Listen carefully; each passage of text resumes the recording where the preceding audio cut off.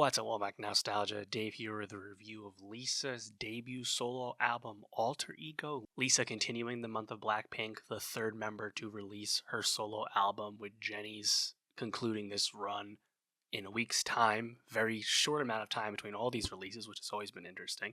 Nonetheless, Lisa back with the album at last after several singles. And if you think about, where this BLACKPINK solo journey has taken us, Lisa, like her peers, breaking off from YG solo wise, signing to RCA Records, in her case, establishing her own, label slash, company in Loud, however you say it. And, unsurprisingly, her album is very commercial. It's very blockbuster. It's very guest heavy, like Jennie's. And this shouldn't come as much of a surprise following Lisa's first solo output a few years ago with the dual single release of La Lisa and Money. And while Money I thought was more interesting musically, incorporating a lot of Lisa's native Thai production into the sound of the song, Money to me, though, despite its catchiness, came across as a bit more generic, not unique to Lisa's identity or anything like that. We've kind of taken that to the next level here with this aptly tamed album, Alter Ego. And in this case, Lisa is literally introducing multiple sonic alter egos, and she's kind of like trying on different genres, different performance styles, and demonstrating a clear interest in versatility and a diversity of sound, things like that. And we've probably realized quite recently that Lisa is in fact very multi-talented, not just with the musical types of songs she can make, but also the fact that she's actually a really great actor on HBO's The White Lotus Season 3 right now. I've been very impressed with her performance through the first two episodes. So she's chameleonic, clearly. Lisa's debut solo album, Alter Ego, continues the chameleonic, multifaceted sonic approach that Lisa has taken to her solo music output. She's trying on a lot of different sounds with this album, and as a result, it doesn't come across as the most cohesive album, but there's a lot of great highs on this. Lisa's always been a rapper first, a singer second, and I think the raps are certainly forward on this album and quite good across the record. But her singing has certainly improved. I think Lisa and her collaborators really understand how best to use her voice, and they're able to use Lisa's effortless charisma to really elevate the material. Because Lisa's trying so many different things out on this album, not everything works, so it's certainly kind of up and down, but when things really work, like the song Chill, they are excellent. Not all of the features on here really add a lot to the album. A lot of them feel quite tacked on for star power's sake, but frankly, it's the songs that Lisa's on alone that I like the best anyway. Track 1, Born Again, featuring Doja Cat and Ray, is, I believe, the third or fourth single from this album. Just came out recently. This one's kind of interesting, right? Because it's quite up tempo, has a quick Doja Cat verse that was pretty tacked on. Like, Lisa as a rapper totally could have done that herself. Kind of a strange addition, if you ask me. This song, the chorus isn't bad, but I feel like Lisa's really at her limit vocally with that song. That's like her kind of like stressing to like hit the range.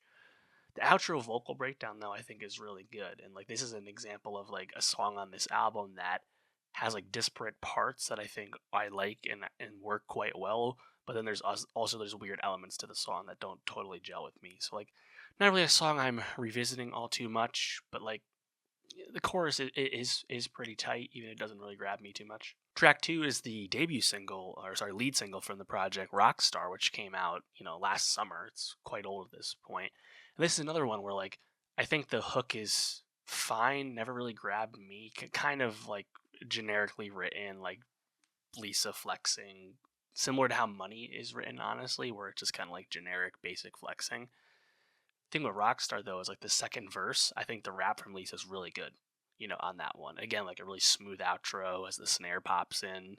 I like the sentiment of the song overall, though, because it does describe Lisa's stardom. Like, she is a rock star, right? She is a dancer. She is a star. She is a performer. She's not like a singer first, and that's okay. That's always been how she is. This song with Ryan Tedder, on the writing, notably. The next song, Elastigirl, not a single, pretty good. I like the vocal performance. I think rap wise, the flow very much reminds me of Azalea Banks. If you know, you know. That was an interesting poll. I like the inspiration. Track 4, Thunder, another weird one, has this really strange initial auto tune, but then kind of like mellows out and is like a pretty, solid, serviceable song. The next song, New Woman, featuring Rosalia, is the second single from the album. Also came out several months ago at this point. And this is one where when I first heard it, I didn't really care for it too much, but then it really grew on me, especially in the context of the album. I think if you listen to this beat with good headphones, you'll realize how strong this production is. Love the tempo. I think the hook is just okay once again, but, the Rosalia verse, for that matter, also comes across as very tacked on. The tempo slows down, the bass drops in, but then I think this song actually comes together quite nicely when Rosalia does the hook on her own in Spanish, and it kind of like concludes the song in a fun way. This song, notably, Max Martin and Tuvlo contributed to the writing. The next song, Fuck Up the World, featuring Future. I mean, Future being featured on any K-pop members' album is pretty funny. Honestly, I believe they had a connection a few years ago at a Celine event. Of course, Lisa, big Celine brand ambassador at this point. Kind of reminds me of Money. It's like this album's version of Money. The lyrics are patently absurd, and they kind of come across as inauthentic from Lisa at times. That's how I felt about Money as well. Like, there's just certain turns of phrase that when she says them, I'm like, that just doesn't come across as real from you. But I think performance-wise, I don't mind it because she does two different flows that I think both work pretty well. I don't know. It's not something I'm going to revisit too much, but for this type of song, I guess it does work for what it is. Rapunzel, featuring Megan Thee Stallion, kind of it's interesting. This one turns it down, tempo-wise. Then you kind of have a throwback, old school flow from Lisa, kind of in that mid-tempo range. I think it works pretty well. Again, she's trying on all different kinds of sounds and performance styles, and then fits in with Meg. And I think Meg actually fits the song pretty well. Fun feature from her. Meg, her second recent K-pop collab after doing stuff with Twice 2 different times, both on the Twice song Strategy, and before that, Twice jumped on her Mamushi remix. So Megan certainly dabbling in the K-pop world these days. And I guess that kind of brings up the point of, is this even a K-pop album? It's pretty much exclusively, I believe, if not 100% in English, and made with RCA Records, an American Western label. So kind of how I felt about the Rose album, for that matter, where it's this is clearly conceived of and thought about in a more traditional mainstream Western pop sense.